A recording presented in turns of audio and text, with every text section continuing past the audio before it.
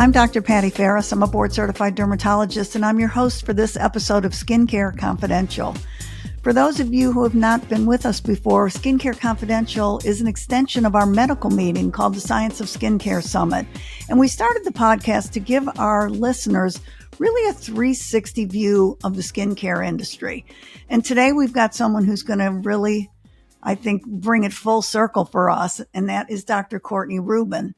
Courtney is the co-founder of the skincare line Fig One. I'm going to read you her bio real quickly. She is a board certified dermatologist. She also practices in California, in Pasadena. She completed her derm training program and master's degree in bioethics at the University of Pennsylvania. Good for you. I didn't realize you had a degree in bioethics. And she also served as chief resident there. She is the co-founder and the chief medical officer of Fig One Skincare Line, which is a clinically proven skincare line of refillable products priced for everyday use. So we're going to talk all about it. And she also was formerly an instructor at Harvard University, and she went bi-coastal on us, went from East Coast to West Coast. I remember all that. So Courtney, welcome. I'm so excited to have you. Thank you so much, Patty. I'm so excited to be here with you. Thank you for having me on. Well, so I'll never forget the day that you called me. I was just thinking about that day. I didn't even know who Courtney Rubin was, and I get a phone call on my cell phone, and she identifies herself as Courtney Rubin, dermatologist, and you were at Harvard at the time, and you had been given my name and number by a very close friend of mine who's also a dermatologist. So, of course, I'm like, yes, Courtney, what can I do for you? And you started explaining to me about the skincare line you were starting. And the first thought that went through my mind, I'm not going to lie about this, was does the world need another skincare line? Like, this is a question that we all ask ourselves as they keep rolling out. And after you sort of made your case, I thought to myself, like, this girl is onto something, because you really have created a line that I think fills a niche that was not filled. And I know I'm probably getting the audience, they're like, what is she doing? So let's talk about it. Let's talk about, why did you think that the world needed another skincare line? Yeah, absolutely. And it's so funny that you bring up that phone call, because I was just thinking about that exchange that we had this morning. You know, Fig One, we have a whole panel of key opinion leaders on our scientific advisory board, and you're on that panel along with some other very wonderful board certified dermatologists. But actually, you were the only member of that panel who I did not know personally before I reached out to you. But you have such an amazing reputation for your knowledge of skincare science, cosmeceuticals, ingredients, that I was just so hopeful that I would cold call you and you would be receptive to the idea. And I remember you immediately sort of getting it when I explained what the concept was for Fig One. And I'm so happy at your, involvement with the business, literally from day one, since before we even had any formulas developed. But the idea, that's right. It was really an early idea, early days then. Yes, we had no formulas made yet. The concept really came from an observation from my own clinical practice.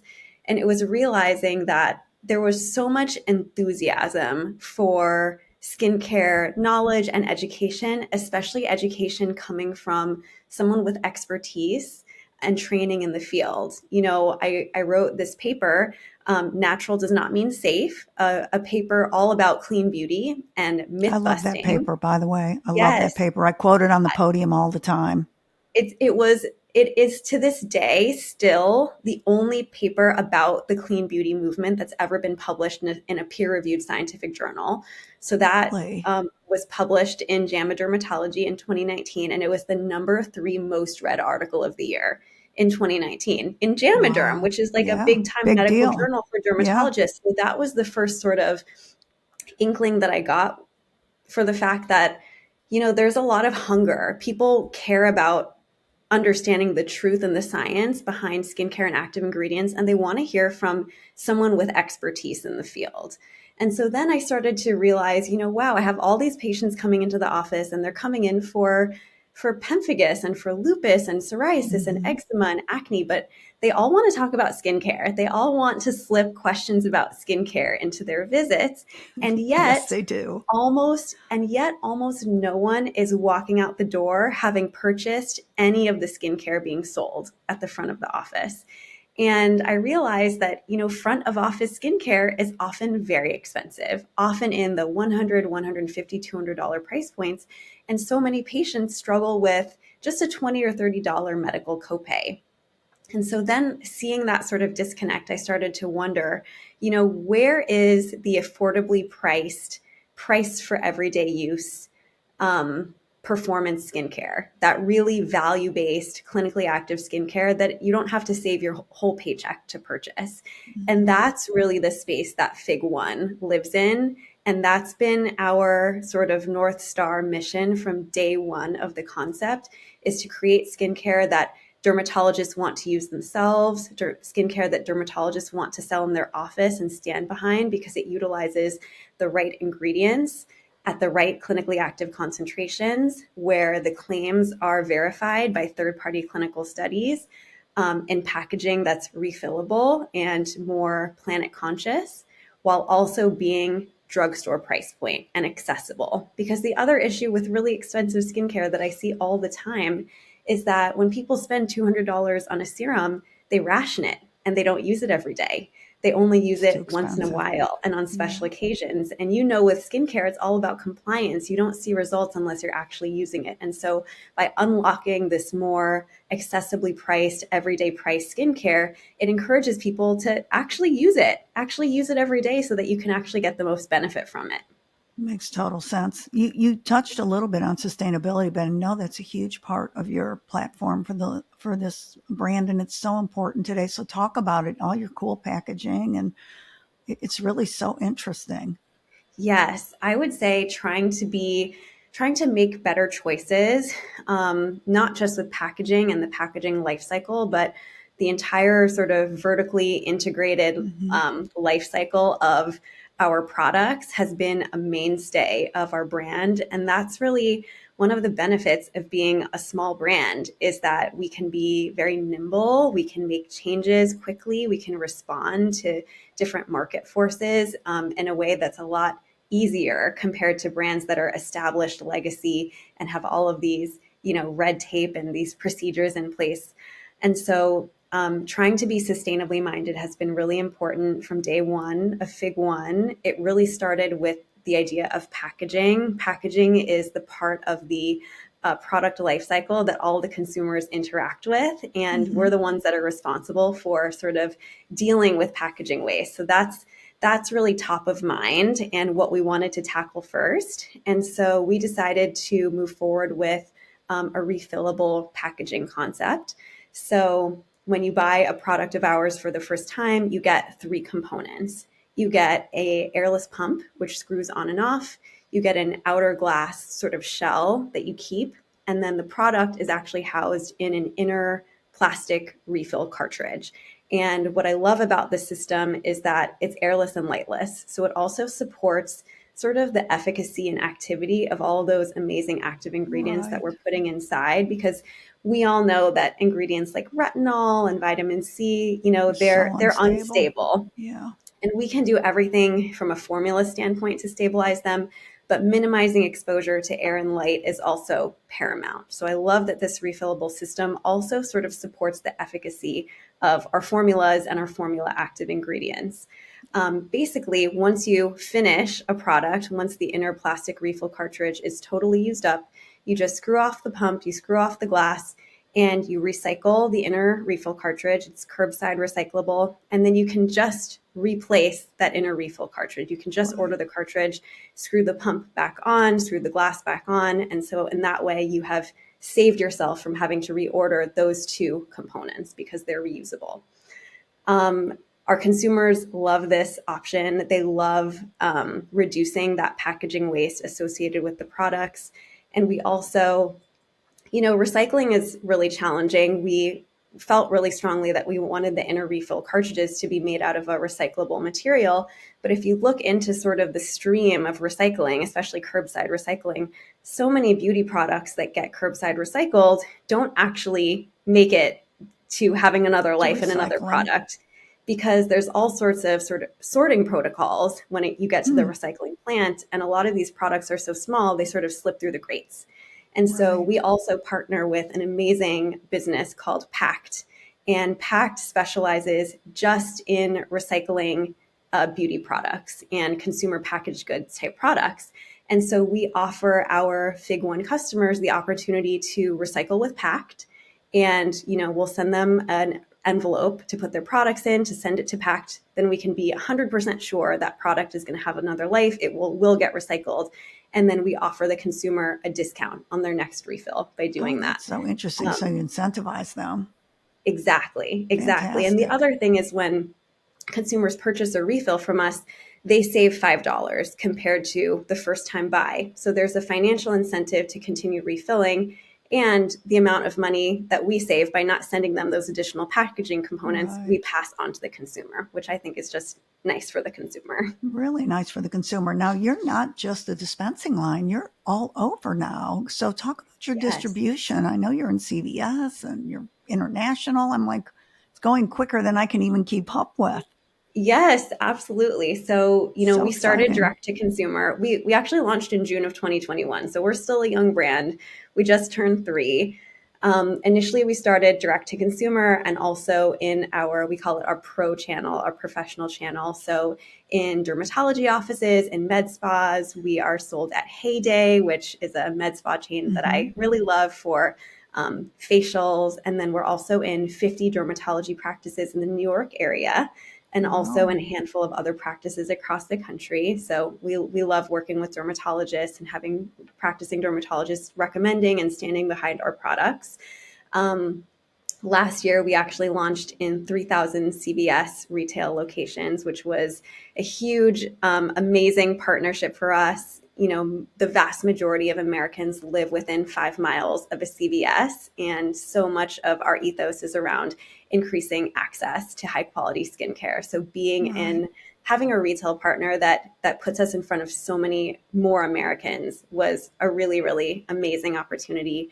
We're also with Walmart e-commerce and Shopbop and Amazon. But really, what we've been focusing on this year has been our international expansion and sort of becoming a global beauty brand. And so we launched with Mecca in Australia and New Zealand this year in 150 stores, which is so exciting for us.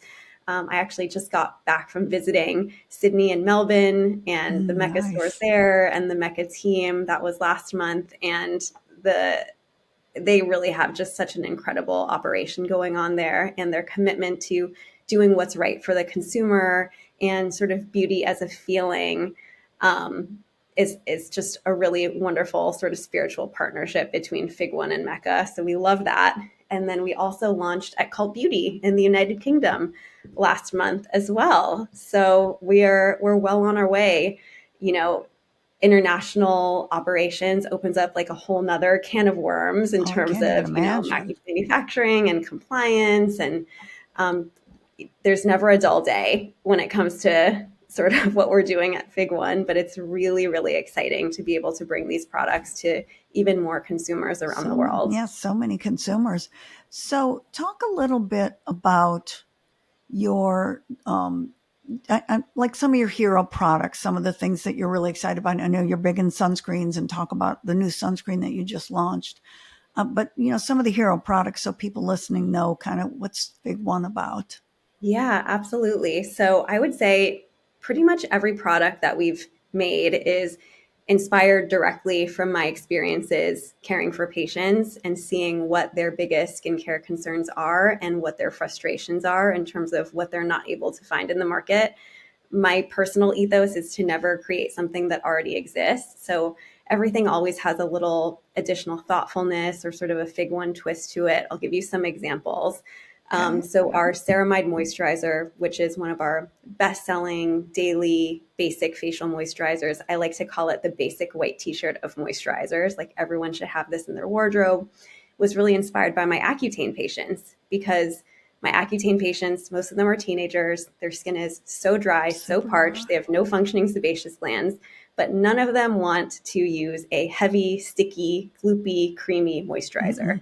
Right. So my challenge was, we need a lightweight lotion that rubs in really easily, just melts into the skin, but is deeply hydrating. And so this ceramide moisturizer, it's lightweight.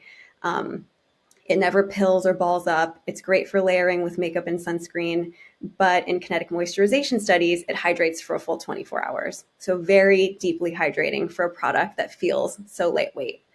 Another example, our niacinamide treatment, which is 4% niacinamide, postbiotic ferments and filtrates from galactomyces and lactobacillus, and also copper, magnesium, and zinc ions. It's a really beautiful, calming and soothing skin treatment that was inspired by my rosacea patients, because their skin is sensitive, it's reddened, they're not able to use active ingredients like glycolic acid, vitamin C, retinol, but they want to use active skincare too.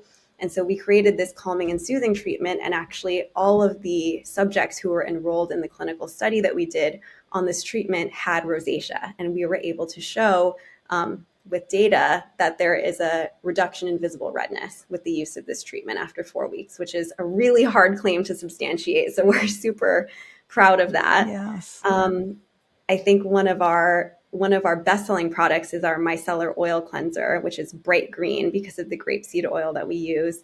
I have so many patients that are afraid of using oil cleansers because they're afraid oils are going to break them out, but it's actually on the contrary, you need an oil cleanser to sort of break down oil-based sunscreen, foundation, concealer, because like dissolves like, and you really have to get all of that off the skin so it doesn't sit in pores and cause more acne. Right. But my major gripe with oil cleansers is that a lot of them leave sort of an oily film on the skin, and then you're sort of on the hook for cleansing a second time. Yeah, it's a double cleanse. So, exactly. You have to do a double cleanse. And I don't like to add more steps. I'd rather take steps away. So we created this oil cleanser that's actually biphasic. So it starts as an oil, you massage it into dry skin, it breaks down all of your makeup, your sunscreen, all of everything that's built up on the surface of your skin. But then when you add water to rinse it away, it actually phase shifts and turns into a milky aqueous liquid that rinses away totally clean. So you don't actually have to do that second cleanse. You can if you want to, but you don't have to. But you don't have to. Exactly. And then I would say like our anchor product that I'm probably the most proud of is our Level Up system for our retinol night cream. I think as dermatologists, we love vitamin A, we love retinoids, we love retinol. We know that they're so evident. We know they work. We know they're safe. We know how to formulate with them. We know the right concentrations that you need to see change in the skin. But I have to tell you, when I bring up retinoids with my patients, a lot of them are really nervous to use retinoids. They've had a bad experience. Exactly. They're intolerant. Yes, exactly. They've had dryness, they've had burning and stinging, flaking. So many of my patients would say, I'm actually allergic to retinoids. I don't tolerate them. And so I remember thinking to myself, it's really too bad that more people can't get the benefit of this amazing ingredient. And is there something we can do so that more people can benefit from retinol without those side effects that turn people off from the ingredient? And so we came up with this idea of the Level Up system. And so there's 3 levels. Level 1 is a night cream with 0.15% encapsulated retinol. This is the perfect introductory concentration for someone who's never used a vitamin A. You use this night cream nightly for 6 to 8 weeks. It allows your skin to sort of adjust to a low level of retinol. And then you can move up to level 2, which is 0.3% encapsulated retinol. And then you can move up to level 3, which is 0.6% encapsulated retinol for more advanced users. And so by being able to sort of gradually increase the exposure of retinol that your skin has to contend with slowly over time, you can retinize your skin without dealing with side effects, irritation, dryness, burning, stinging, all of the other bad things. We did a 12-week expert-graded clinical study on our retinol level 1 that showed amazing results. Refinement of pores, reduction in the appearance of fine lines and wrinkles, reduction in the appearance of dark spots, improved radiance. It hydrates for 24 hours in kinetic moisturization, skin barrier supportive, gentle. So it's not it's not gentle because there's no retinol in it. It's Yeah. gentle because of all of the things that we did with the formulation to allow your skin to tolerate that retinol better, which includes, supporting the functionality of your skin barrier, using an encapsulated retinol system so that it sort of hits the skin slowly over the course of the night and doesn't hit it all at once. So it's a formula that I get text messages all the time from people who say, I've never been able to use retinol before, and I'm finally able to use it because of your level 1. And that is like the most gratifying thing for me. Yeah. And certainly 0.15 is a good retinol. I mean, It it's a is. good concentration and it should give you clinical benefits. And obviously your studies show that it does. Yeah. I wish if I could wish anything in my career, it's that I could have convinced people to stop putting tretinoin on photo age patients because it's such a Oh, negative experience. I always think retinol is so much better than retinoic acid. I oh, really do. yeah. It's just too irritating. It's too aggressive. And you're putting these super physiologic doses of retinoids on the skin, and people don't like it. I could never Oh, tolerate it. I can use it, retinol. I can't it use burns their retinoic faces acid. off. Yeah, And it gives literally. people that really negative experience, Exactly. really There's gives no people going back after PTSD. that. Yeah, Yes, no there's going no back. going back. You can Mm-mm. never redo that horrible core memory. I As your know. skin's peeling and it's red. But if you're old enough like I am, we didn't really understand all the nuances of retinol being converted to retinoic acid and how we could use it as a precursor molecule. We just didn't really understand all that. And the early retinols were all unstable. So Yeah. we didn't really have a choice. All of a sudden, retinoic acid came out, and we're like, yippee-i-oh, we can use this, and it worked.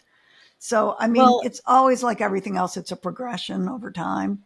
totally. And I think it's so interesting because you're saying, in the early days, there was so much that we didn't know. And that's the benefit now of utilizing ingredients that have been around for decades, that, Right. we've had so much experience using them and formulating with them that we do now understand how to stabilize them, what the right Yes. concentrations are, what the differences are between the different precursors as they interchange between each other. And that's why at Fig One, I really shy away from using any sort of new or trendy ingredient because we don't have the experience of using these ingredients on human skin and seeing how skin reacts over the course of not just weeks to months, but years to decades. Right. Um, so that's Well, just, I there's think of Fig One as sort of like uh, maybe trendless or sort of the equivalent of like slow fashion, we're like slow skincare. it's okay. Slow and steady wins the race. Talk about your Hmm. sunscreen because I know you worked on that sunscreen forever.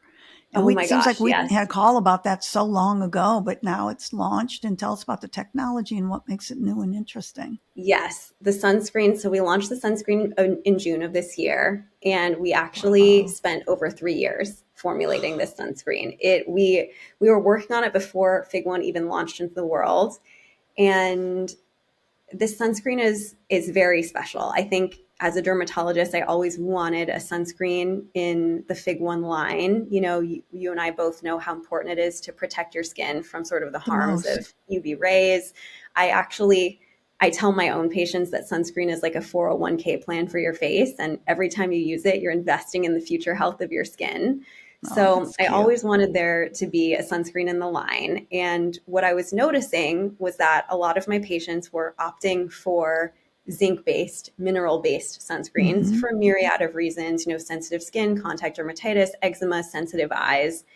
And it was TikTok. very, yeah, Put TikTok, TikTok in exactly. there. And I think all of us have had the experience of buying a mineral sunscreen, putting it on our skin, and having this It's not ghostly great. white cast and just seeing it's chalky, it's not fun to use, it turns you off from sunscreen. And so, really, the challenge for us was create a high protection SPF 50 zinc based sunscreen. And this is 18% zinc formula. It's a very Ooh, that's a substantial lot of dose zinc. of zinc, but Mm-hmm. make it totally invisible with no white cast. And we developed this sunscreen ourselves. We didn't license it out from a contract manufacturer. So we own the IP. And, that's why it took 3 years, because we weren't going to make any version that didn't meet our threshold Is there for, tinted and untinted? Both so it's do you tint? actually untinted. It's So it comes untinted. out of the bottle as sort of a white, like lotion. And then as you rub it in, it goes totally clear. Hmm. It's a very, very impressive formula. It contains hydrating ingredients, skincare ingredients like hyaluronic acid.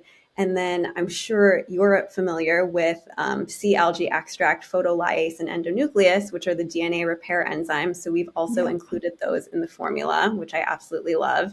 I And this love that is, I think too. it's $37. So $37 for such an advanced high protection formula that utilizes these performance ingredients like the sea algae extract, I think is so wonderful and high value for consumers. Agree. DNA repair enzymes should be in every sunscreen. I mean, I They know they're should be, not, but but they're uh, not because they're expensive to formulate with. I know They're they are. definitely an investment. I mean, for every patient who has skin cancer, I recommend DNA repair enzymes. They're just essential. They're amazing. I That's wish more yeah, people knew to look out for them. yes, and I don't think they do. Um, just sort of more generically, like what surprised you when you got into the skincare industry?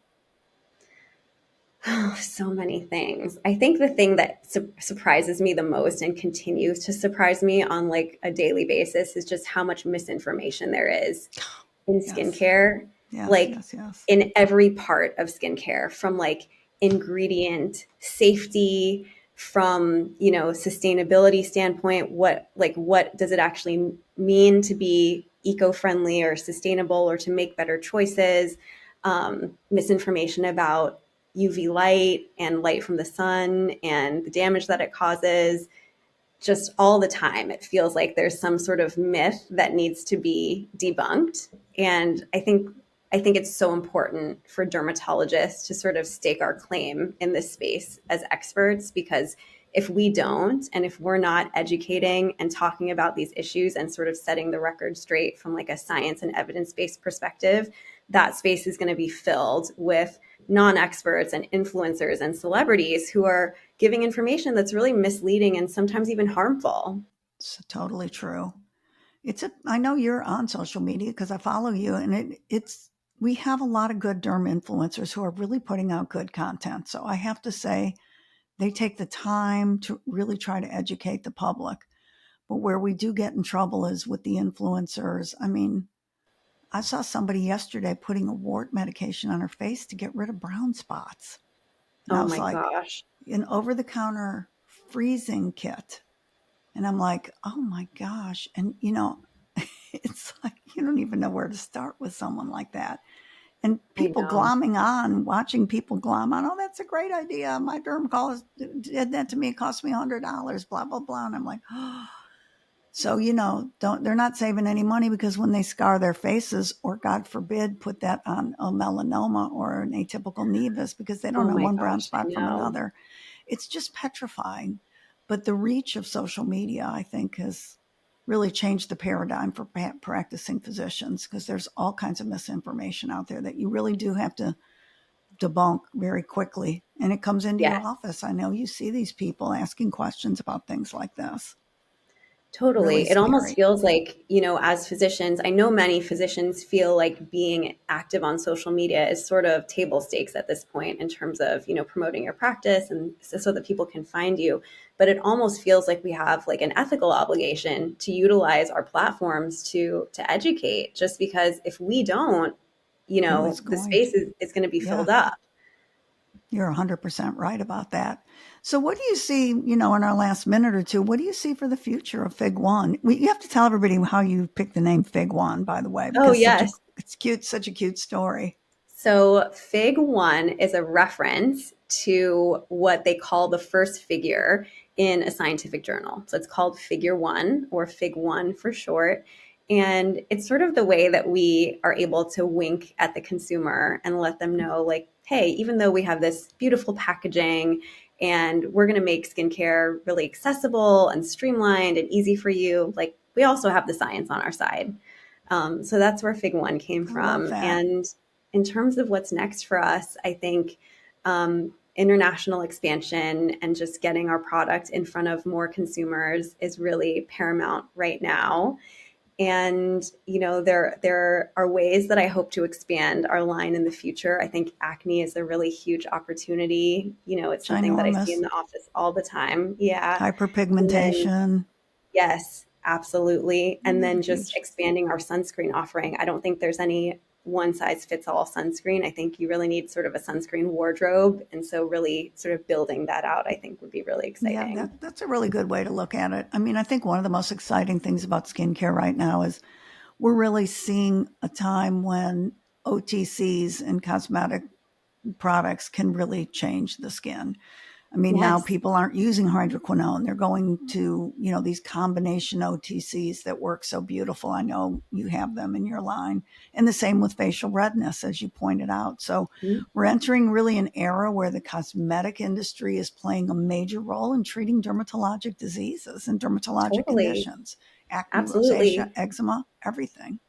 And Super. considering only 4% of Americans even have access to a dermatologist, being able to just walk into your neighborhood CVS and access so many of these cosmeceuticals that are, available without a prescription is really powerful. I agree, and at a great price point, which I love the way you've democratized it and made it affordable.